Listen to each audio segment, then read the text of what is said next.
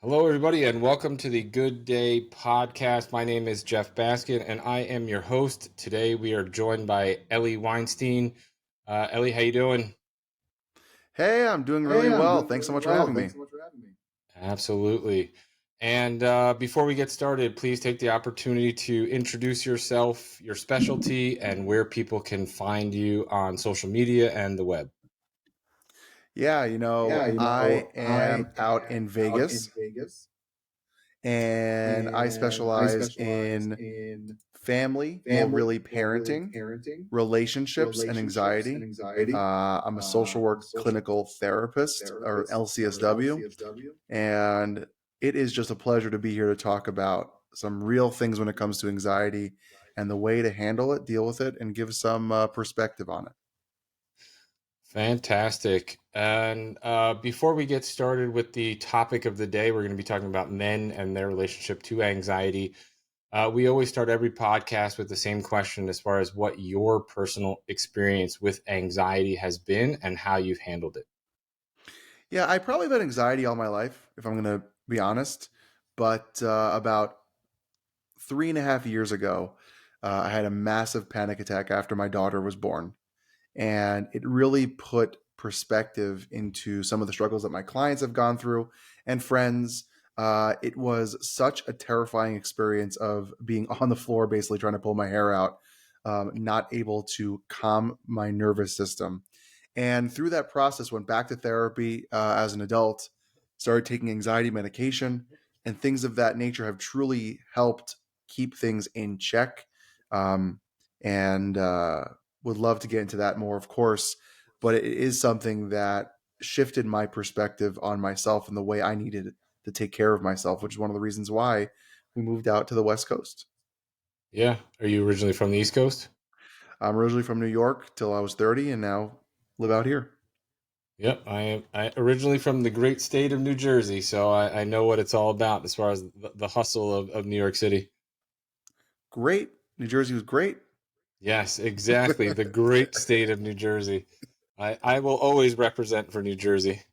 I love it. I Um, love it. yeah, it's funny that you mentioned the whole thing as far as having a panic attack when your daughter was born. I've dealt with anxiety the better part of my adult life, and it has been one of the biggest things that has stood in the way of me wanting to have children because it scares the shit out of me to think about having a panic attack in front of my child or not being able to take care of my child because I had anxiety and I had to choose between trying to overcome whatever I was afraid of and doing what's right, and it has definitely been a big barrier for me.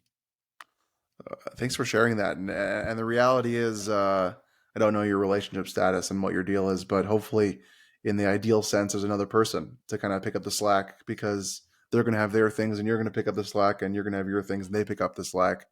And also, sometimes you can't show up for your kid. And that's a reality for most parents, even without clinical anxiety or any diagnosis or any mental health issues. But sometimes you just can't. And that sucks and it's hard. Um, but it is a true fear, and I had that on two fronts. I had that with my anxiety when I had my panic attack, and I have a chronic illness. So I was like, that's it. It was a big conversation my wife and I had about Yeah, how to help each other and how to figure that out. So I love that you shared that. yeah, and thank you. So let's get into today's topic. And as I said before, we're going to be talking about men and anxiety. In your experience, how do men typically express their anxiety, and how's that different from the way women express their anxiety?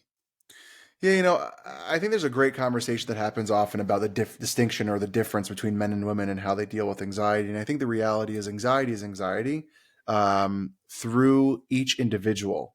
Um, I think that men have a tendency to be more isolated and aggressive due to their anxiety. I think those are the two sides of the coin of anxiety. Either they get very quiet, isolated, and removed, or they get very edgy and intense because they don't know how to deal Defensive. with exactly don't have to deal with that their system being overloaded. But the hard part for me as a therapist who works with many different people is that it's very individualized, it's very specialized, right? So your anxiety and my anxiety, even though have to do with similar things, doesn't show up the same. It doesn't, the inner voice isn't the same. the critic isn't the same, and that the way we run our lives or how we have viewed anxiety isn't the same.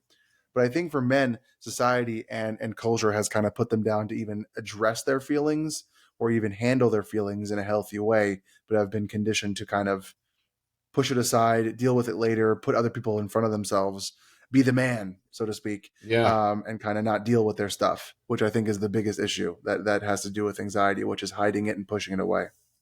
Yeah, and we'll get into that here right now versus later. The term that you used just sparked something in my head. The term "be a man," and Mm, as far as that and mental health, and there's sometimes where you have anxiety and it stands in the way, and you have that pressure to be a man or not be a quote unquote pussy because you are supposed to be the man. How does one handle that situation in a relationship or in friendships when your anxiety is preventing you from being that typical masculine man type of person? Because I, from personal experience, have literally been called a pussy by my girlfriend because I was having anxiety and wasn't able to do something that she wanted to do. yeah. And not So to current be to girlfriend but ex-girlfriend. Oh, good. I'm glad. Just to be frank, I specialize in relationships and anxiety, and I think that if you have a friend or someone that says they love you and cares about you, says things to you that way, that person should not be in your life anymore, Yeah. because to be told, "Man up, suck it up, deal with it," is nothing anyone deserves to hear. Because if the tables were turned and you said that to someone else, they probably wouldn't want to be around you either, no matter their gender. I don't care if it's a man or a woman. No one wants to be around someone who tells someone to suck up their real feelings and just deal with it. So to me, the hardship is that is something that has been so told often to people, that they are feminine or less of a man or weak for having feelings. They need to get a life check and a reality check, because the true reality is humans feel. Humans, that's men and women. That's anyone on this planet feels. Even animals feel. So we can't tell a dog, stop being hungry, just deal with it, right? Or anything of that nature that has feelings. It is a natural thing for us to feel. So So what? Yeah, it's easy to say that you need a life check, but in the moment it's so incredibly hard to deal with. So what advice oh, would you it's give it's somebody? so it's so dismissive and so destructive. I think the biggest thing is that if you have someone tell you that, um, I would first cut them out of your life. Stop having someone around your life that is pushing you down and telling you not to feel human feelings. The second thing is, we need to learn to ourselves to have self compassion and love, that we feel feelings because we're human, and it doesn't mean anything about us. It is a feeling that is just something that we are experiencing, not something that is who we are. Because I can feel sadness and anxiety and anger and happiness, and it doesn't define me as a person. It defines my moment of experience. It defines my experience, not who I am. So what would be some strategies to deal with this? Because obviously you grew up in New York, I grew up in New Jersey. Your friends, your male friends especially, the shit talk and the amount of just hazing and ribbing that you got from friends and just the pressure that you feel to be one of the guys and be part of the group. Like, obviously I know that when my friends put me down, it's all love and they're dependable, but when you have anxiety, it can definitely cause doubts. So Yeah. what are some of the strategies that you would feel to a deal with your friend group, and then also b to be able to deal with this on a larger level, because just saying, hey, cut people out of your life, it's easy to say that, but Yeah. what are some of the strategies as far as steps that people can take to get there? So the first thing I would say is, in reality, I promise you that the people that are in your circle who are putting you down probably feel similar or have felt that some way, because they're not immune to feelings. So the hard tip I would actually give is to share how it makes you feel, Oh boy. which I know is really difficult and very hard. Oh, because there are you might get, multiple words I can't say yeah, on this podcast that are coming to my head yeah, that my boys would call me if I was like, "Hey of guys, course I'd they like to would. sit down and talk to you about my feelings." No, not talk. I don't say like that. Say, hey man, when you say that, that really hurts my feelings. I would really like it if you just stopped talking to me that way. And I know I they're mean, your boys, and I know they're your people, but at that's this your right, age, you know? I think I could do it.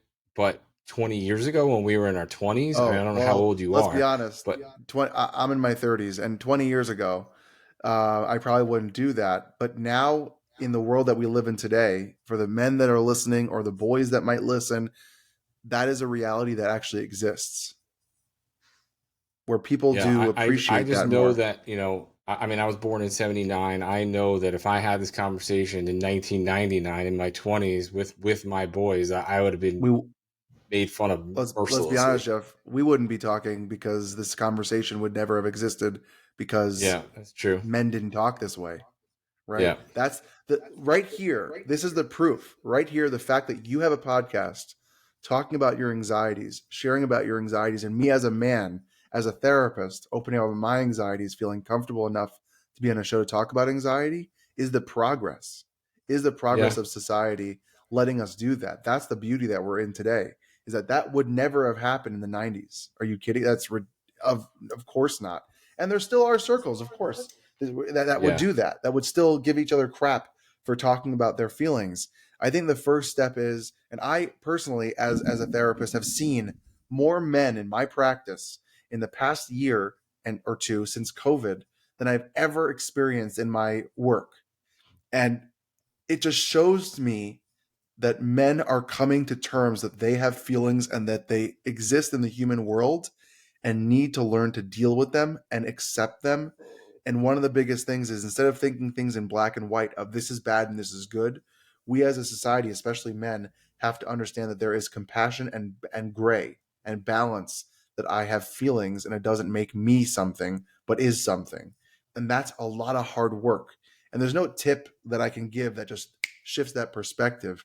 It is the hard work to be able to come to terms with who you are as a person and love and accept that, no matter what the outside noise is, but come to terms with what your internal value is to yourself, which is very hard to sometimes do when it's so defined by the outside. Yeah. And that would actually lead, so if there isn't a clear tip or strategy, obviously therapy is something that should be very important to men. So let's talk about that in regards to somebody, a man that is apprehensive about going to therapy.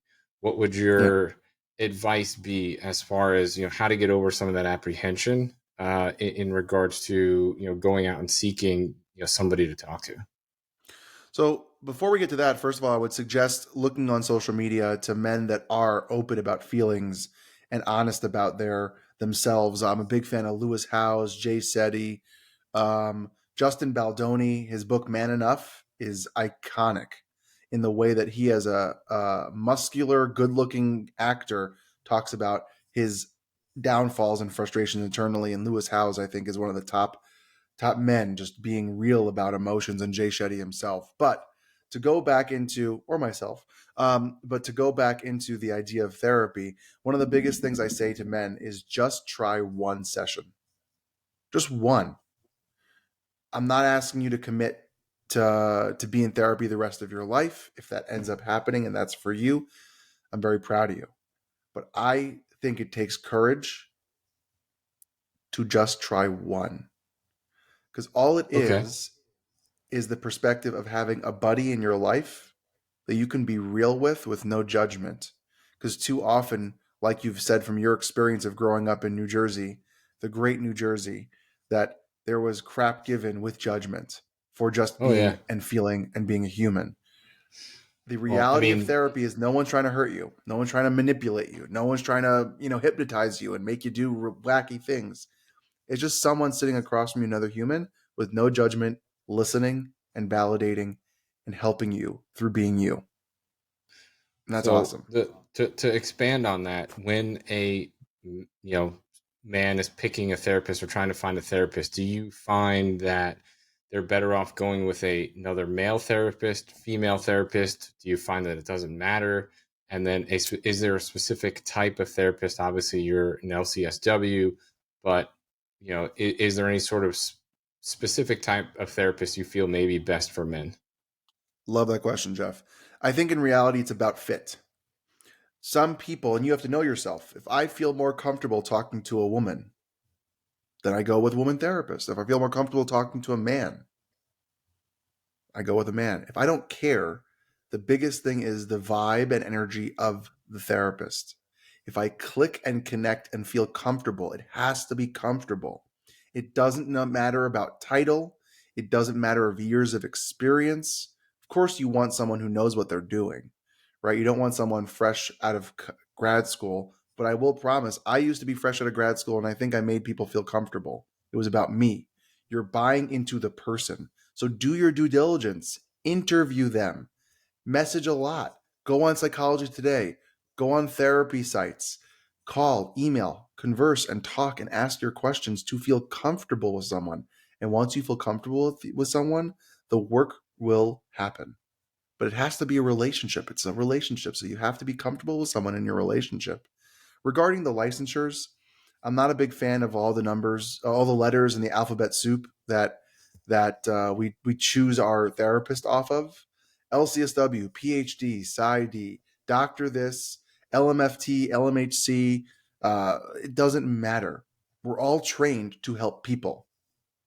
And I will say this, and this might be controversial: if you find a coach that you like, that you feel has your best interest in mind, that you feel there's change happening, good for you. You're doing the work. I don't think it matters about all the letters in the alphabet after someone's name to make the distinction. I think it matters is it accessible? Is it comfortable? And do I want to show up and be with this person long term to get the help that I would like to see in myself? That's what matters. Yeah, I know for me personally, I respond better with male therapists. For some reason, I feel like female therapists, I always try to get out of doing the work. And I feel like male therapists have a tendency to be more disciplinarian with me as far as like pushing me to go past my comfort zone and my boundaries so that I can, grow. And, and that's also, as you said, you have to figure out what's best for you and who you're best going to respond to. Maybe you Mm-hmm. do respond better with instruction and information from a female than a male, but that's also things that you should take into consideration when looking for a therapist. 100%. So let's talk about men in relationships, especially potentially in minority communities where there is such an alpha male emphasis that's put on, the men in the relationship as far as how they can have that conversation with their partner, as far as, the fact that they do have anxiety or maybe they have certain phobias or fears. Mm-hmm. How do they, what's the best way to approach that, especially I know I've been in relationships where I didn't really talk about it until we were already 6 months in, a year in, and then Mm-hmm. it's like, oh, by the way, this is something that I have to deal with. So, what's your approach on that for relationships in general and having that conversation, and then potentially approaching it, um, from a perspective where the alpha male is such a prominent part of that culture. Yeah, so if we look at two cultures, we have the machismo kind of mentality, the Latin community, and we have kind of like that alpha male in the black community, right? Yeah, In the white community, we don't really have that as much as a Italian, I would culture. say you're Italian, yes, Italian. but I'm Yeah, Italian, yes, right? So, and it really depends on that perspective and what culture you come from. I have nothing wrong with that being a culture in society if it works for you, right? If you fit that mold, right? If you're like, I'm going to be the man, right? That means I make all the money and I protect the family and rah, rah, rah, and me and big burly guy, there's no problem with that. I think the problem is if that is the expectation for everyone, even if you don't fit into that, that's where it can hurt someone and their feelings to I'm not good enough mentality because I don't fit the mold. So I think it's about talking within your relationships about what is your expectation for me as your partner. If you expect me to be that, that style, and I don't fit that mold, we're not a good fit. And it's not that I'm talking about mental health issues and I'm not divulging, really deep, dark secrets about myself. What do you expect from me as the man in this relationship? If that is out of the way and you get a clear explanation that I want someone softer, or a woman says, I want someone who's a hard, person, then and you're not that, you shouldn't Yeah. be in that relationship. Has nothing to do with mental health yet, right? But later on, right, I know someone who was dating someone who, like, the guy had a panic attack in front of her. And it showed a true side of him that she didn't want around. She didn't want to be around someone who was so fearful of adventure, which she needed to have adventure Yeah. in her life. It was about the adventure, not about the mental health. She had nothing wrong with anxiety itself, but it was what it was associated to that would have stopped her from living a life that she wanted to live. So you have to talk about expectations and needs of a relationship. And if I can't meet your needs and you can't meet my needs, then we should not be in a relationship. It's So, it's so tough because I mean I'm currently single, but I've been in situations where you want to be with this person, but you're so terrified of revealing the fact that you have this issue. Like the last person that I dated, we were together for 6 months before I even really talked about it at all. And like the first few months, we were I'll never forget, on a road trip from San Diego to Las Vegas, stuck in traffic. It's 105 degrees out. And we're in the middle of nowhere, and I am having a panic attack after panic attack, and just trying to keep a straight face because I just yeah, didn't want to be vulnerable and expose myself to the person that I was dating. And that's such a tough line to walk for people that are because, afraid of losing yeah, something that they want because somebody else doesn't want to deal with your stuff. anxiety. And the reality is, Jeff, to have a real relationship, there needs to be vulnerability, and that comes with a lot of risk, Yeah. right? Because if I'm not able to be my comfortable self, you're not getting me. You're getting a facade. You're getting a mask of me.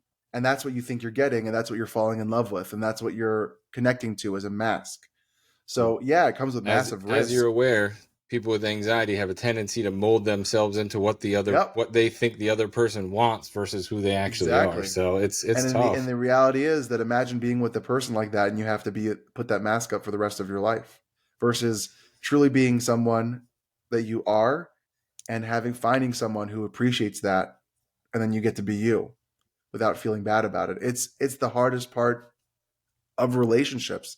It's literally what I work with people on the daily in their couples and their relationships, is learning to be themselves without fear of judgment, because once they get accepted, how amazing that can be. It is the hardest part of relationships and anxiety, down, hands So down. with that being said, as when do you feel is the right time to have that conversation in a new dating situation? Love that question. I think the reality is that it has to do with the comfort level you have with that person. So if I feel connected to this person, and I see that it's going somewhere that is purposeful and future focused, right? If it's a one night stand, who cares, right? Yeah. If it's a fling and you just hanging out and having sex and having a good time, who cares? But if I keep dating this person and I see a potential future with them, I would want them to tell me who they are, so I get to know them and get to connect with them. This is an opportunity for me to share who I am, to feel that they can connect with me and I can feel connected with them. So So it has to be with, it's a, I would suggest earlier on than later, so that it's not a uh-oh moment, but I yeah. know now, let's work with it moment. Yeah, that I mean that's something that I struggle with all the time in the dating world as far as like one date, two dates is something, because I always feel like if somebody else had something to tell me, I'd want to know as early as possible so that I can make a decision as far as whether or not this is Yeah. something that I want to spend my time with. Like I'm not Yeah. 22 anymore. I don't date 7 times a week and whatever Yeah. else. It's like, when I go out with people and give up my time, I want it to know that we're on the same page. So it's definitely something I struggle with a lot I would as suggest far as, within the first 2 months. Within the first, I wouldn't know about number of dates because you could date like 17 times within that time frame if you wanted. But yeah, to me, within the first 2 months, when the relationship is starting and you're starting to decide, is this worth my investment? Because there are some people who on the first date just say it out. Hey, I have this sickness. I have a kid. I've been divorced. I've been married 3 times. My mom died last week. Who knows? Everyone's got baggage. Everyone's got crap. Everyone. yeah, And no one's immune to that idea that someone has something that they're coming to that date with. Um, and to me, the earlier you get it out, the more reality we get to live within. Because then we don't have to be afraid of like all the worry of, oh my gosh, if I just say this now, it's going to end. So some people have a mentality on the first date, second date, or third date, just get it out there. Because just like you would want someone to do that to you, why are you not doing that for them? yeah. And that's It's why I have your a tendency to be more open and honest with people, at the jump, because I also don't yeah, want to get attached to somebody and then be like, hey, I have panic attacks, and they're like, okay, exactly. bye, and then you just get crushed over and over again. Yeah, yeah, I hear you. I had someone I know, um, engaged, about to get married, and they had a real heart to heart meeting with the parents. And she said something about that she had an eating disorder, history of eating disorder and anxiety. And the parents said, either you, I don't know the details of the conversation, I wasn't there, but basically Yeah. said, you need to end this to the guy. And he did, and broke this girl, Wow. broke her. I think it was ridiculous and inappropriate in many ways. I think he was accepting of Mhm. her and loved her for who she was and knew that's what matters, not the parents' opinion. That's just me. But at that stage in the game, that's too late. That's not Yeah, fair. That's you're unfair too to far everyone. down the That's road. cruel. Yeah, I mean, I definitely been in a situation where I've been given ultimatums before, as far as like I've had some issues in the past with flying, and in relationships with a girlfriend who said, if you can't fly, this isn't going to work. And so it's just like it's tough to hear that, especially somebody that you're in a 1 year relationship with. You've already done the I love you and Mm-hmm. you live together, and it's like, well, if you can't Yeah, do this, this isn't going to work for me. And it's a tough situation to handle. 100% it is. So let's switch gears back to just talking about the role of men and anxiety here. What are your thoughts on support groups, peer networks, as far as helping men manage their anxiety? Is it in addition to therapy? Could it be potentially something in place of therapy? How do you feel this fits in? Love that question. I think you have to find the right support group. I've definitely checked out on Facebook and all these support groups for men. And to me, I have found some of them to be extremely toxic and hurtful. I have found them to be, you know, just venting and anger and no help. I found some support groups and social media platforms that are said to be supportive, but in reality are really unhealthy in the alpha versus beta male, the winners and the losers. If you need to pay attention and be smart.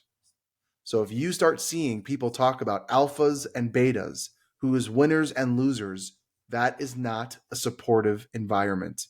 That is a hierarchy of better and worst compared to men.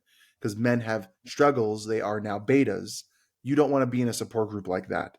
If you see support groups that are just, excuse my language, a bit shit talking and crapping on each other and just boasting about who's better, not a good support group. Support groups that are tribes built on trust and love and respect, like Dad Edge, right, as an awesome support groups. There are a lot of amazing fatherhood groups and men's groups that are loving and supportive. That is an unbelievable space to be as a man.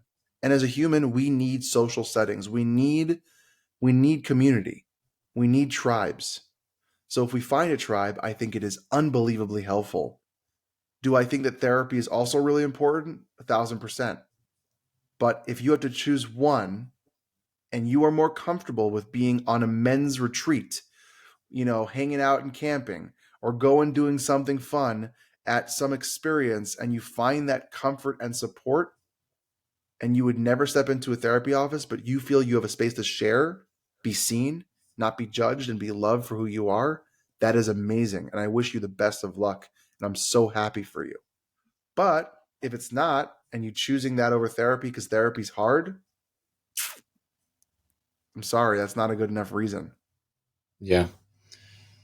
So there's a question that came into my head before and I didn't ask it, so I'm gonna ask it now as far as like, you had talked about doing things that are hard and, you know, if people try to push you or push your boundaries or whatever else in your life that they shouldn't be in your life. So where, as somebody who deals with anxiety and is afraid of certain situations, Mm-hmm. there are times where you need to be pushed, because if you don't, I will sit in my house for the rest of my life and not go out and enjoy life because there are certain things that you're too afraid of.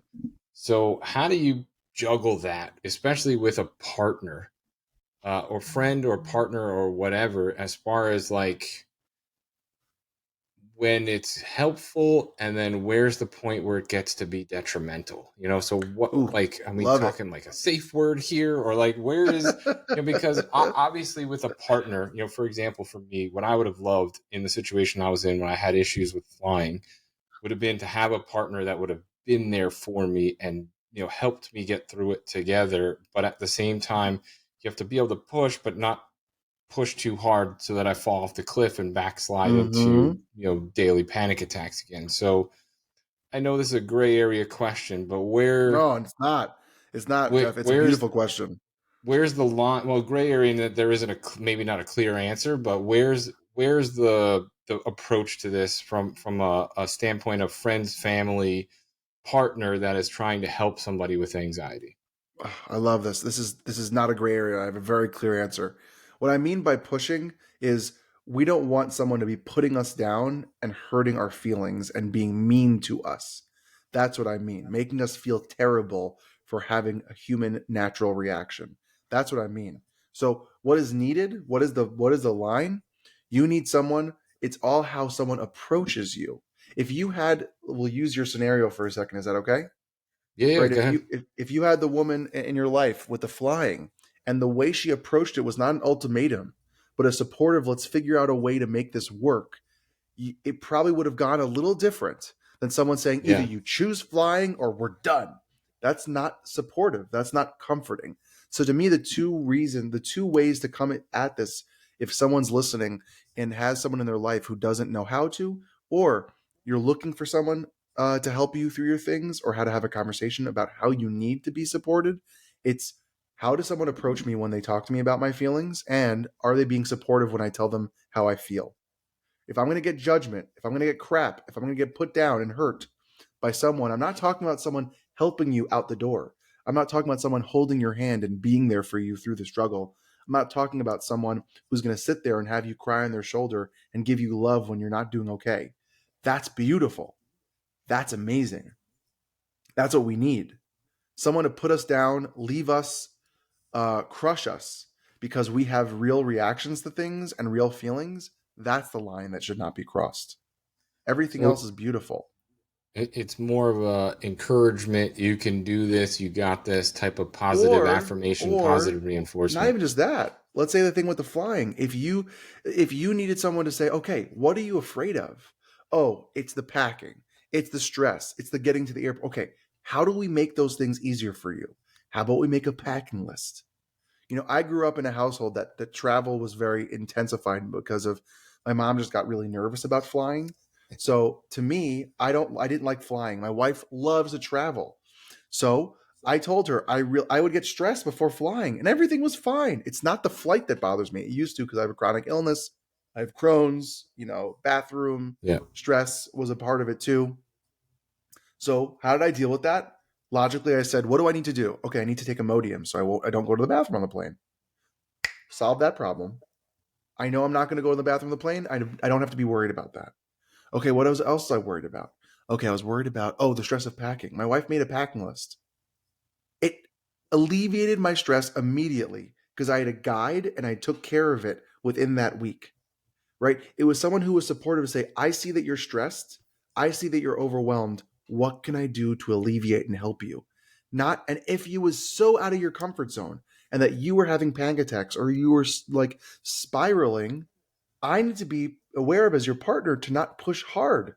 And that's part of the learning process of a couple is to know where that boundary is and say, hey, that was too much. You crossed a line.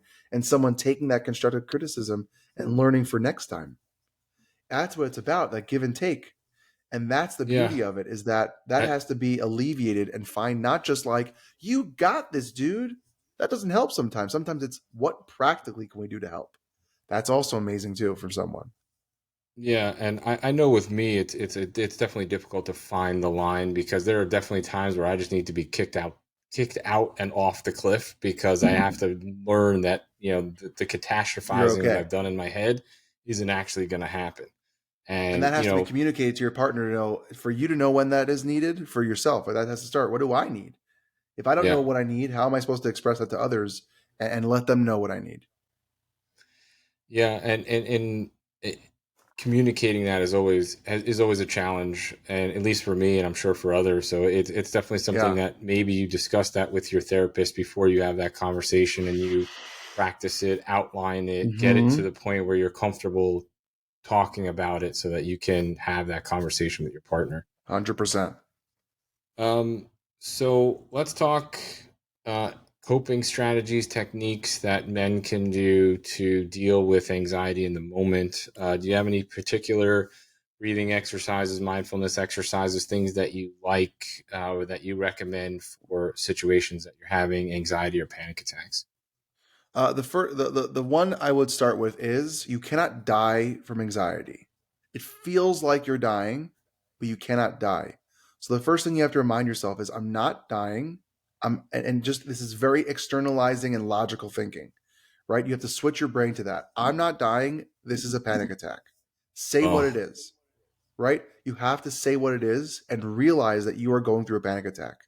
Once you accept that you're going through a panic attack, then we have to calm ourselves down, right? Because your body is in extreme hyper state of intensity. So find comfort. To me, when it comes to men or anyone really, for anxiety, is you need to go to your comforts.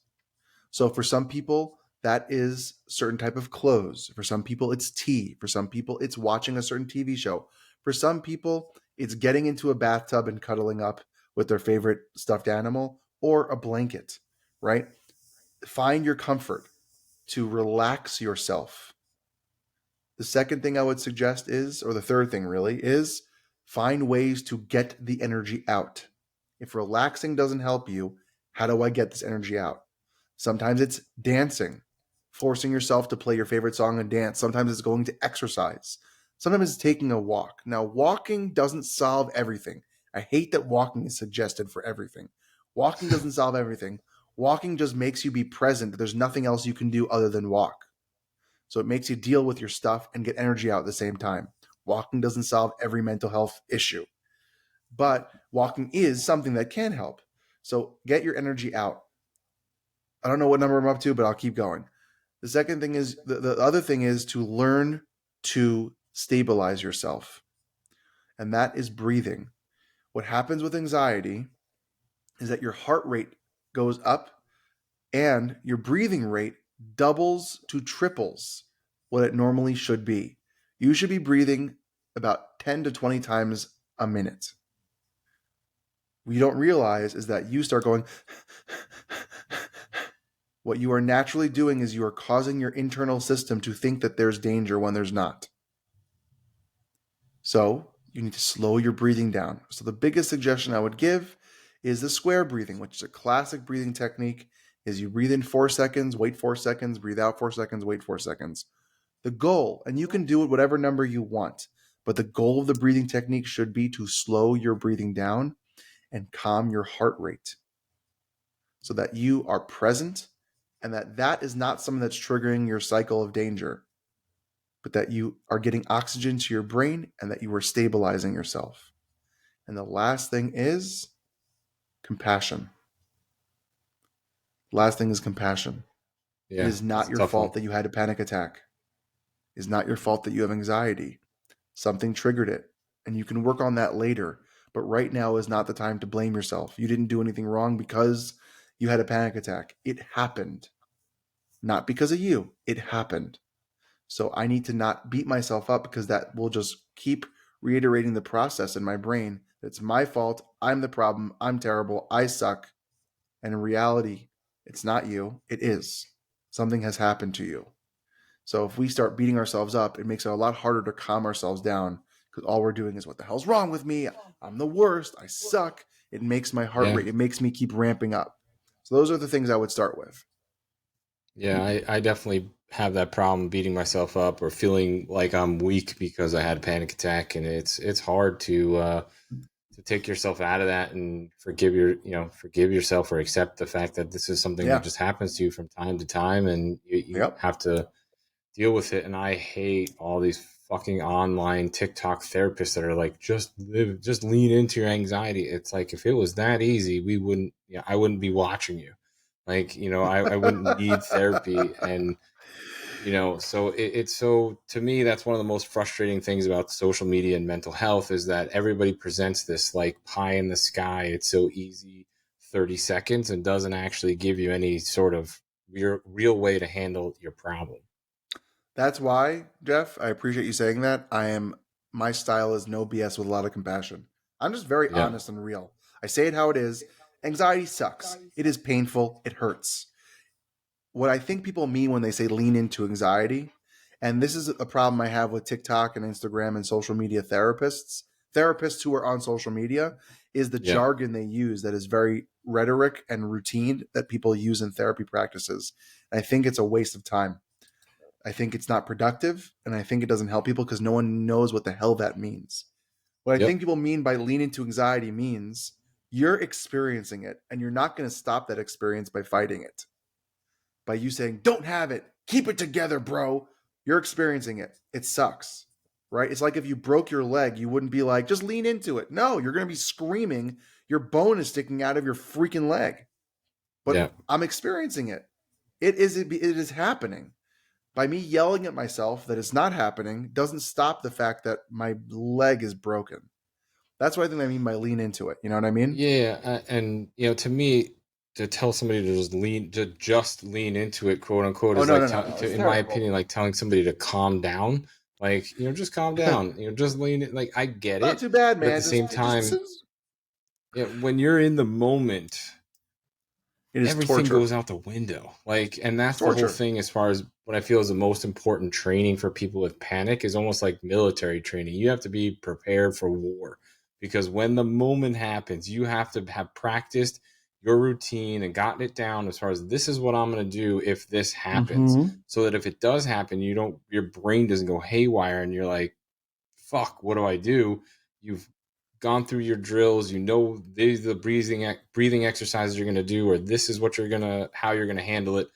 To just sit there and say lean into it, it just makes Yeah. me angry. And I will say also, Jeff, that sometimes the techniques don't work all the time. So we also have to learn that we have to sometimes find a safe place to experience it while it passes, Yeah. which is the hardest part also. Sometimes it doesn't work. Yeah. And it doesn't Well, I mean that you mean, did anything wrong, that you have to find a safe place in your house, pull over in your car. If you're driving, pull over. Don't drive with a freaking panic attack. Pull over, been find a there. place, park in a parking lot, and experience. And I don't mean experiencing like enjoy it, but do you sometimes the panic attack has to move through your system. It's just your body responding in a hyper intense way, and you can't stop it sometimes. Sometimes it's going to happen and it sucks. So Yeah. sometimes you have to find a safe place and just let it pass and then deal with it Yep. afterwards. And I know that sucks to hear, but it just sometimes is the reality. I've pulled over Yeah. before. Well, Not I've fun. been there.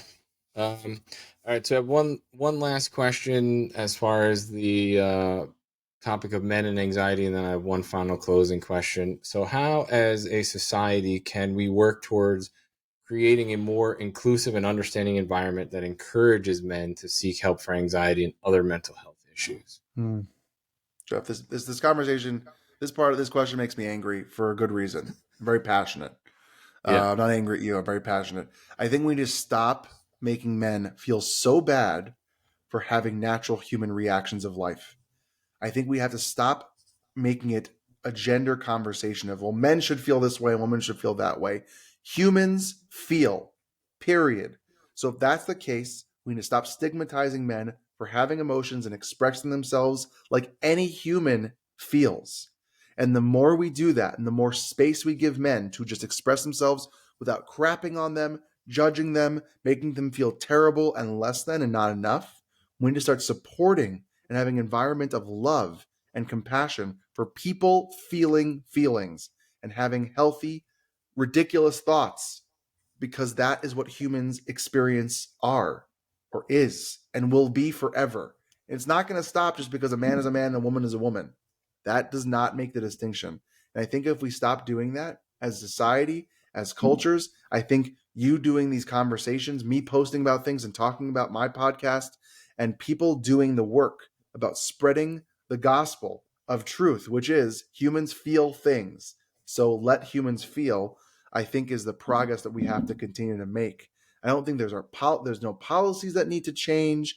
That's not for, I don't think anything, like, I think just the conversations at home, the conversations to your children, the conversations to your partners, the conversations at Thanksgiving and at Christmas need to be, or whatever holiday you celebrate, need to be loving, kind, and compassionate to anyone having feelings, and not just letting one gender rule the feeling world. Everyone feels. Everyone. And when we start doing that, I think we'll have a less chaotic space, a more healing space in the world, and a more productive, progressive space in the world. All right. Well, on You that asked the note, I question. will. You asked the question, Jeff. You opened the can. I'm just saying. Happy to. And on that note, and you may have already said it, but we also close with the same thing every time. What's your best piece of advice? I would have prefaced it with to men about anxiety, but let's go with to people as far as what's your best piece of advice for people dealing with anxiety? So I have 2 to 3.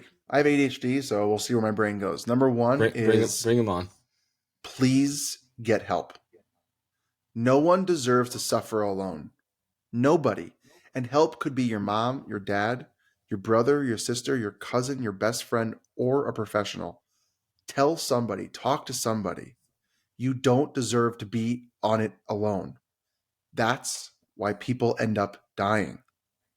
Suicide rates are higher than they've ever been because no one feels anyone understands them. It's not true.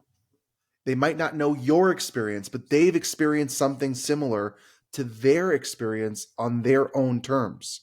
You're not alone in the experience of suffering. You're not the only person that's ever experienced anxiety, and you're not the only person who's been in a dark space.